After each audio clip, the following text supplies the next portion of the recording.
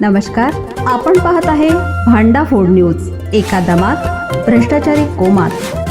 Social media, कर्जबाजारी, गुन्हेगारी, सट्टेबाजी, चोरी, मटका, जुगार, दारू, सावकारशाही, न्यायाच्या प्रतीक्षेत प्रशासन.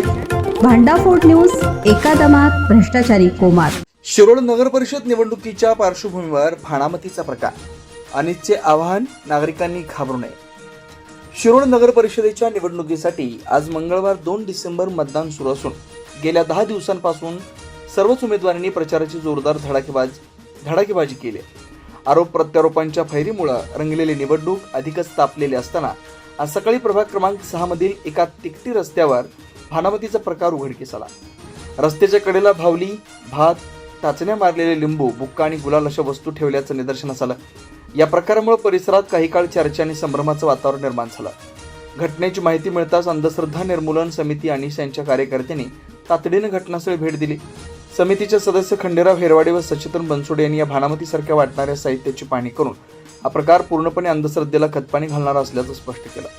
अशा वस्तूंनी कोणतेही साध्य होत नाही. हा प्रकार केवळ भीती निर्माण करण्याचा प्रयत्न असून नागरिकांनी अजिबात घाबरू नये असं प्रतिपादन त्यांनी केलं. यावेळी अनिस कार्यकर्त्यांनी निवडणुकीदरम्यान अनेकदा अशा अफवा, भीतीदायक साहित्याने किंवा भाणामतीचा प्रयत्न मुद्दाम घडवून आणले जातात असं सांगितलं. लोकशाहीतील निवडणूक ही विकासासाठीची प्रक्रिया आहे. अशा अंधश्रद्धापूर्ण प्रकरणी मतदारांच्या मनावर परिणाम करण्याचा प्रयत्न करणाऱ्यांना नागरिकांनी थारा देता कामा नये असं आवाहन हेरवाडे व बनसोडे यांनी केलं.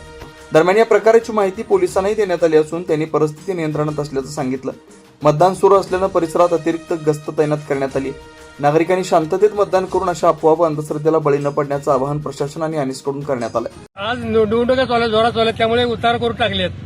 आज काय सोमवार, काय बुधवार नाही, शनिवार नाही, अमावस्या पौर्णिमा काय नाही आणि टाकून काही होणार नाही. आता आम्ही हातात घेतलं, आम्हाला काहीतरी व्हायला पाहिजे. काय दुखून आले आम्हाला, त्यामुळे कोणी भ्यास कारण नाही, काम नाही.